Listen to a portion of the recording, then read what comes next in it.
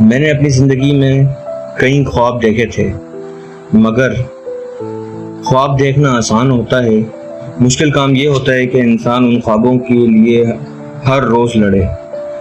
جیسے آپ نے قسط نمبر 4 میں دیکھا کہ ناکامی کے بعد میری زندگی کے دن بدل گئے تھے۔ میں باہر سے پہلے جیسا ہی تھا، مگر اندر کچھ ٹوٹ سا گیا تھا۔ ذیلی سطح کے مقابلے میں شکست نے میرے دل کو اور میرے اعتماد کو ہلا کر رکھ دیا تھا۔ میں نے بہت محنت کی تھی، بہت امیدیں لگائی تھی، اور پھر بھی ہار گیا تھا۔ اگلی صبح جب میری آنکھ کھلی تو پہلی بار میرے دل دوڑنے کے لیے نہیں کر رہا تھا۔ میں بستر پہ لیٹا چھت کو گھورتا رہا۔ پہلے میں فجر کی نماز پڑھ کر فوراً اٹھ جاتا تھا، ورزش کرتا تھا، دوڑتا تھا، مگر آج جسم نہیں، دل تھکا ہوا محسوس ہو رہا تھا۔ تبھی ابو کی آواز آئی، علی، اور میں اٹھ بیٹھا۔ ابو صحن میں بیٹھے چائے پی رہے تھے۔ انہوں نے مجھے غور سے دیکھا اور کہنے لگے، بیٹا دوڑنے نہیں گئے؟ میں خاموش رہا۔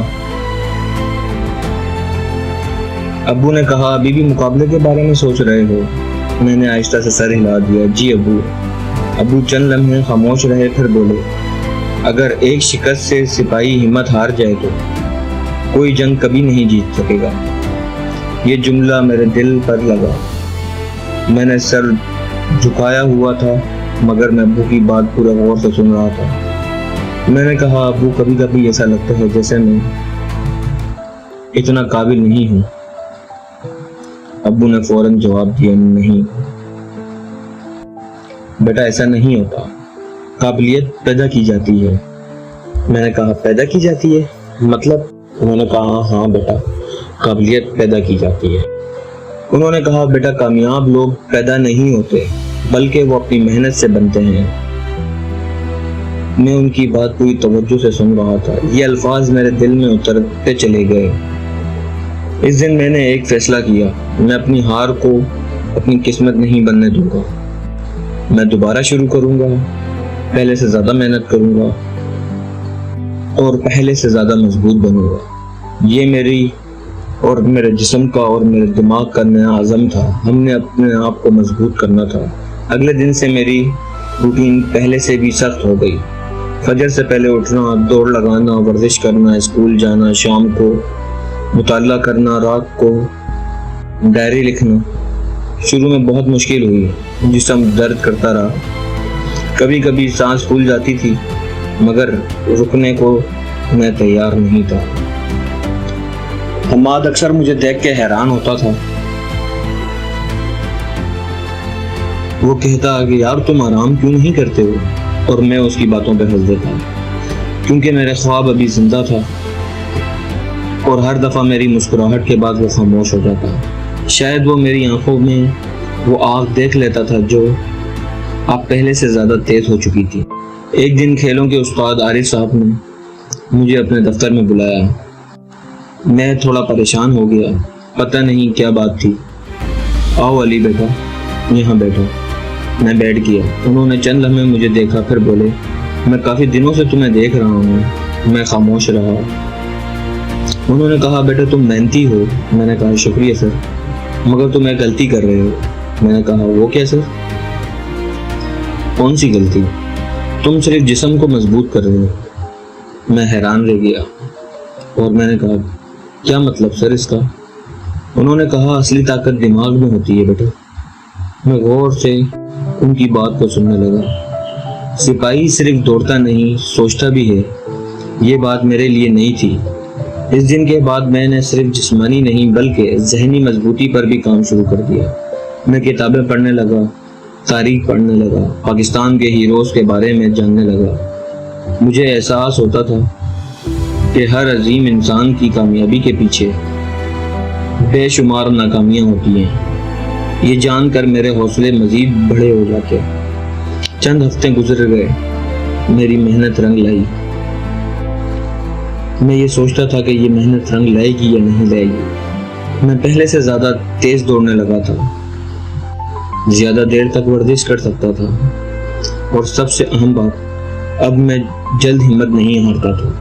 پھر ایک دن اسکول میں ایک عجیب سا واقعہ پیش آیا۔ دوپہر کا وقت تھا، اچانک اسکول کے باہر شور مچ گیا۔ کئی لوگ ایک طرف بھاگ رہے تھے، ہم سب باہر نکل گئے۔ قریب ہی ایک چھوٹا سا بچہ سائیکل سے گر گیا تھا، اس کے سر سے خون بہ رہا تھا۔ لوگ جمع تھے مگر کوئی آگے نہیں بڑھ رہا تھا۔ میں ایک لمحے کے لیے رکا، پھر دوڑ کر بچے کے پاس پہنچ گیا۔ میں نے اپنی جیب سے رومال نکالا اور زخم پر دباؤ ڈال دیا۔ جلد ایمبولینس بلوائی۔ میں نے زور سے آواز لگائی، کچھ لوگ حرکت میں آئے۔ چند منٹ بعد بچے کو ہسپتال پہنچا دیا گیا۔ شام کو جب میں گھر آیا تو ابو کو ساری بات بتائی۔ انہوں نے مسکرا کر کہا، آج تم نے سپاہی جیسی کام کرنے کی شروعات کر دی ہے بیٹا۔ میں حیران ہو گیا۔ میں نے کہا، کیا مطلب؟ میں نے کیا کیا؟ انہوں نے کہا، ہاں بیٹا، سپاہی صرف جنگ نہیں لڑتا، وہ لوگوں کی حفاظت بھی کرتا ہے۔ میرے دل میں عجیب سی خوشی پیدا ہوئی۔ شاید پہلی بار مجھے محسوس ہوا کہ فوجی بننا صرف وردی پہننے کا نام نہیں، یہ ایک سوچ کا نام ہے، ایک ذمہ داری کا نام ہے اور ایک کردار کا نام ہے۔ اس رات میں نے اپنی ڈائری کھولی اور لکھا، آج میں نے سمجھا کہ ہیرو وہ نہیں جو صرف اپنے لیے جیتا ہے، ہیرو وہ ہوتا ہے جو دوسروں کے لیے کھڑا ہو۔ میں نے قلم بند کیا اور کھڑکی سے باہر آسمان کی طرف دیکھا۔ ستارے پہلے کی طرح چمک رہے تھے مگر اب میرے اندر ایک نیا اعتماد پیدا ہو چکا تھا۔ مجھے یقین تھا ایک دن میں اپنے خواب تک ضرور پہنچوں گا، لیکن قسمت میرے لیے ایک اور امتحان تیار کر رہی تھی، ایک ایسا امتحان جو میری زندگی کو ہمیشہ کے لیے بدلنے والا تھا۔ اس وقت پاکستان سے بہت دور ایک خفیہ کمرے میں اسکرین روشن تھی، ایک شخص اندھیرے میں بیٹھا تھا، اس کے سامنے مختلف فائلز کھلی تھی۔ اس نے ایک نئی فائل کھولی، اس فائل پر صرف ایک نشان تھا، اینتھر۔ اس نے سرد لہجے میں کہا، پہلا مرحلہ قریب آ گیا ہے۔ سامنے کھڑکی کے اوپر ایک کبوتر بیٹھا تھا۔ اچانک کسی شخص کے آنے سے وہ کبوتر اڑ گیا۔ وہ شخص اس کے قریب آیا اور سر جھکاتے ہوئے کہا، جی سر۔ اور کوئی ریکارڈ؟ میں نے کہا، نہیں سر۔ کمرے میں خاموشی چھا گئی۔ پھر وہ پرسرار شخص آہستہ سے بولا، بہت جلد پاکستان کو خبر بھی نہیں ہوگی کہ کھیل شروع ہو چکا ہے۔ اس کے بعد اسکرین پر پاکستان کا نقشہ نمودار ہوا اور ایک سرخ نقطہ آہستہ آہستہ چمکنے لگا۔ مجھے اس وقت کچھ معلوم نہیں تھا، میں صرف ایک طالب علم تھا، مگر قسمت خاموشی سے مجھے ایک ایسے راستے کی طرف لے جا رہی تھی جہاں سے میری اصلی آزمائش شروع ہونی تھی۔ ہم اپنی قسط کی طرف واپس آتے ہیں۔ میں نے ہمیشہ یہ سمجھا تھا کہ امتحان صرف اسکول میں ہوتے ہیں، کاپی قلم اور سوالات کے ساتھ، مگر زندگی کا امتحان مختلف ہوتا ہے۔ وہ اچانک آتا ہے، بغیر اطلاع کے، اور اکثر اس وقت آتا ہے جب انسان خود کو تیار سمجھ رہا ہوتا ہے۔ اس سب واقعے کے بعد میری زندگی پہلے سے بہتر ہو گئی تھی۔ میرا اعتماد واپس آ رہا تھا، میں روز محنت کر رہا تھا، دوڑ، ورزش، پڑھائی اور خود کو بہت بہتر بنانے کی کوشش۔ لیکن مجھے نہیں معلوم تھا کہ قسمت میرے لیے ایک ایسا امتحان تیار کر رہی ہے جو میرے کردار، ہمت اور فیصلوں کو پرکھنے والی تھی۔ صبح کا وقت تھا، اسکول کی چھٹی ہو چکی تھی، میں اور حماد گھر واپس جا رہے تھے۔ راستے میں ہم مستقبل کے بارے میں باتیں کر رہے تھے۔ حماد ہنس کر بولا، یار علی، اگر تم فوج میں چلے گئے تو مجھے بھی بھول تو نہیں جاؤ گے؟ میں ہنس پڑا، پاگل ہو گیا بیٹا، دوستی کبھی نہیں بھولی جاتی۔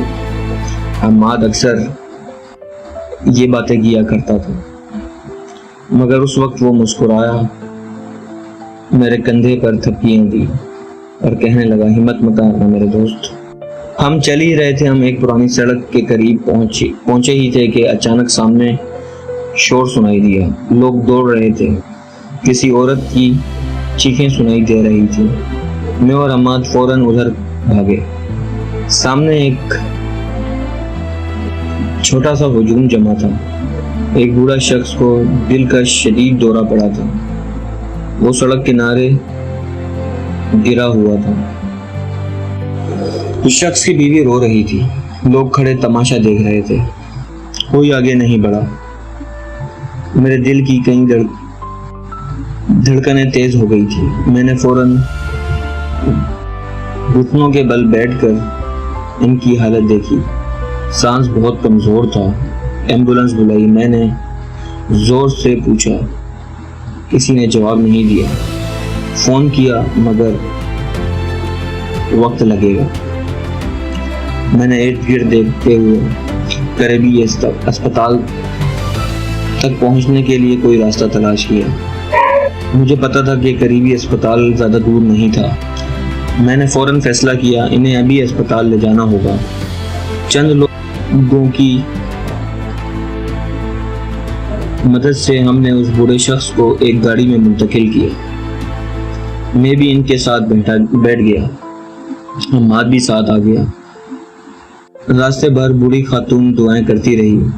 اسپتال پہنچتے ہی ڈاکٹروں نے انہیں ایمرجنسی میں لے جانے کے لیے کہا۔ ہم بھاگتے ہوئے انہیں ایمرجنسی میں لے گئے۔ ہم باہر انتظار کرتے رہے۔ تقریباً آدھا گھنٹے بعد ڈاکٹر باہر آئے۔ انہوں نے کہا اگر 10 منٹ مزید تاخیر ہو جاتی تو مریض کو بچانا مشکل ہو جاتا۔ اسی لمحے میرے دل نے شکر ادا کیا۔ اس بوڑھی خاتون کی آنکھوں میں آنسو آ گئے۔ انہوں نے میرا ہاتھ پکڑ لیا۔ بیٹا اللہ تمہیں کامیاب کرے۔ یہ سن کر میرے دل اور میرا دماغ اور میرا جسم سب کچھ خوش ہو گیا۔ اس دعا نے میرے دل میں عجیب سی طاقت پیدا کر دی تھی۔ شام کو جب گھر پہنچا تو ابو سین میں بیٹھے تھے۔ میں نے انہیں ساری بات بتائی۔ انہوں نے غور سے سنی، پھر مسکرا کر بولے آج زندگی نے تمہارا امتحان لیا تھا۔ میں حیران ہو گیا۔ میں نے کہا امتحان کیسا؟ انہوں نے کہا ہاں بیٹا، تمہارے پاس 2 راستے تھے۔ میں نے کہا کون سے 2 راستے؟ ایک راستہ یہ تھا کہ تم باقی لوگوں کی طرح تماشا دیکھتے رہتے، اور دوسرا راستہ یہ کہ تم اس کی مدد کرتے۔ میں خاموشی سے سن رہا تھا۔ ابو نے میرے کندھے پر ہاتھ رکھا۔ سپاہی ہمیشہ درست راستہ چنتا ہے۔ یہ بات سن کے مجھے اور حوصلہ ملا۔ اس رات میں کافی دیر تک جاگتا رہا۔